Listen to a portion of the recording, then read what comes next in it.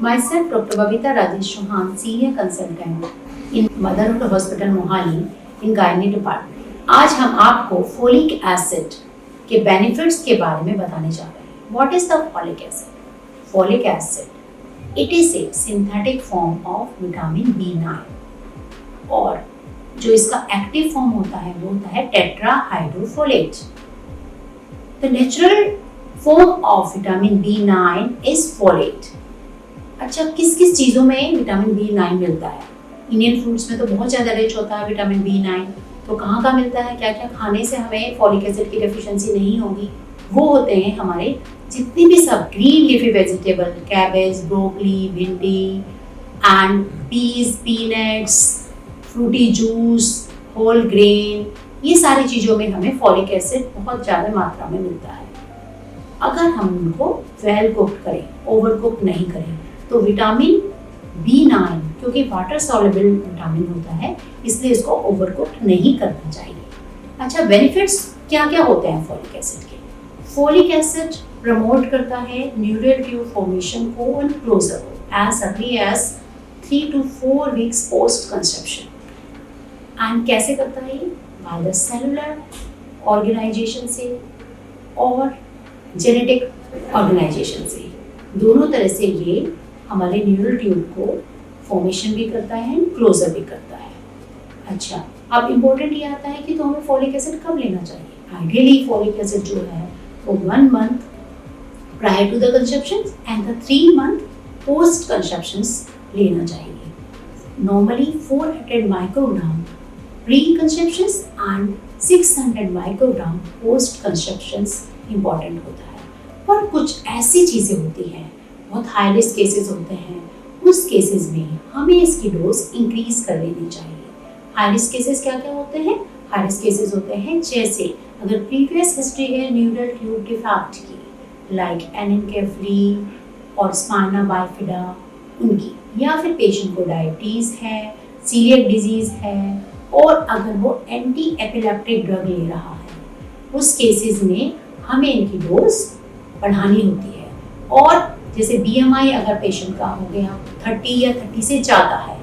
दूसरा ये है अगर पेशेंट को थैलेसीमिया है, सिकल सेल एनीमिया है, इन केसेस में फॉलिक एसिड की डोज 5 मिलीग्राम होनी चाहिए और वो 3 month prior and 3 month post conception continue करना चाहिए.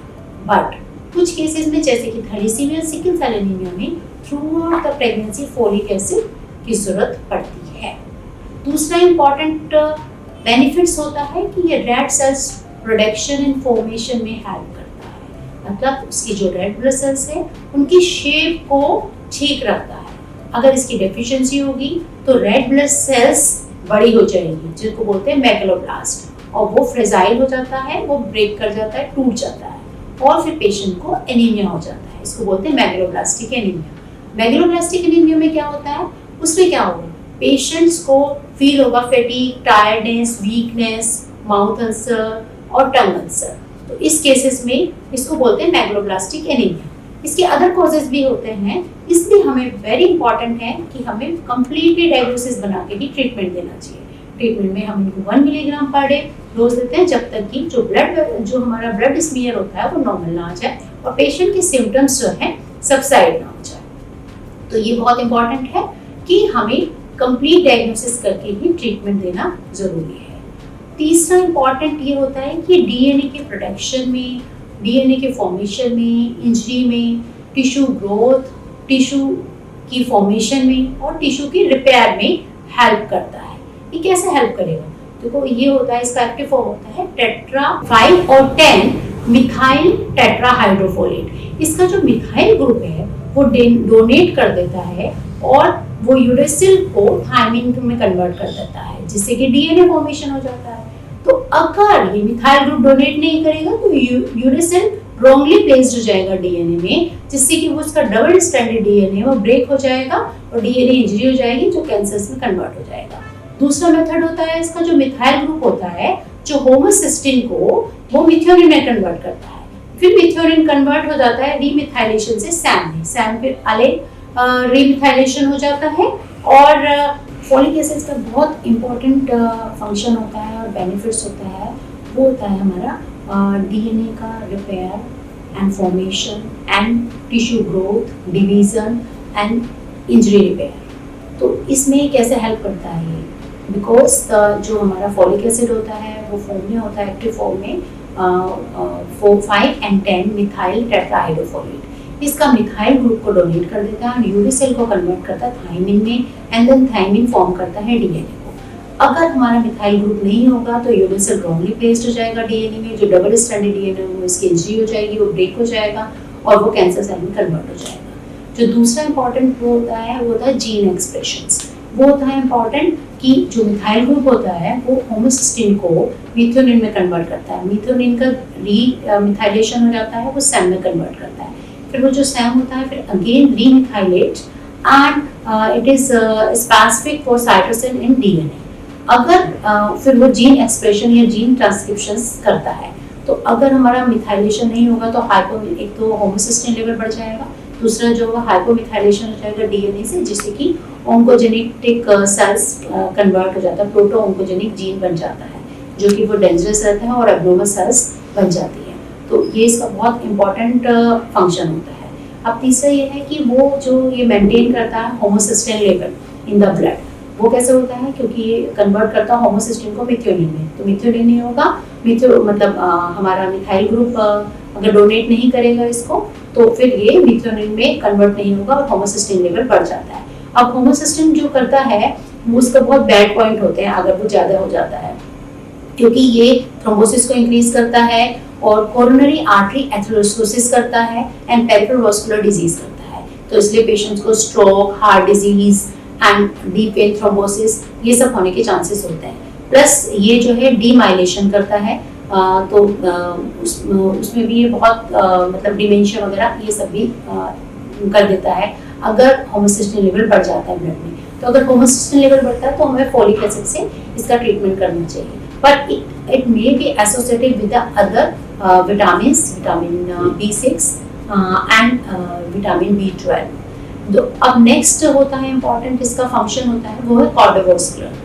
ये भी रिलेटेड रहता है होमोसिस्टीन के लेवल से। अगर होमोसिस्टीन लेवल बढ़ता है तो वो कार्डियोवास्कुलर इंजरीज करता है और कार्डियोवास्कुलर एक्सीडेंट करता है। एंड इट इज जो फॉलिक एसिड होता है इसका अदर इफेक्ट भी होता है, अदर कॉन्जेनिटल मैल्फॉर्मेशन भी होता है, जैसे क्लेफ्ट लिप में and other congenital heart disease में भी है, तो उसको भी ये रेगुलेट करता है। तो अगर फॉलिक एसिड डेफिशिएंसी होगी तो ये सब होने के चांसेस रहते हैं। फिर ये रहता है कि इसका नेक्स्ट होता है कॉग्निटिव फंक्शन पे। कॉग्निटिव फंक्शन में इंपॉर्टेंट यही होता है कि अगर हमारा होमोसिस्टीन लेवल इंक्रीज होता है तो डीमाइलेशन कर देता है, वो न्यूरो डिजेनरेशन कर देता है, जिससे कि पेशेंट को डिमेंशिया हो जाता है। एंड लास्टली इसका इंपॉर्टेंट एक्शन होता है वो होता है हमारा मूड स्विंग्स में और मूड प्रॉब्लम्स में। वो ये होता है कि एक्टिव इसका रोल होता है न्यूरोट्रांसमीटर में।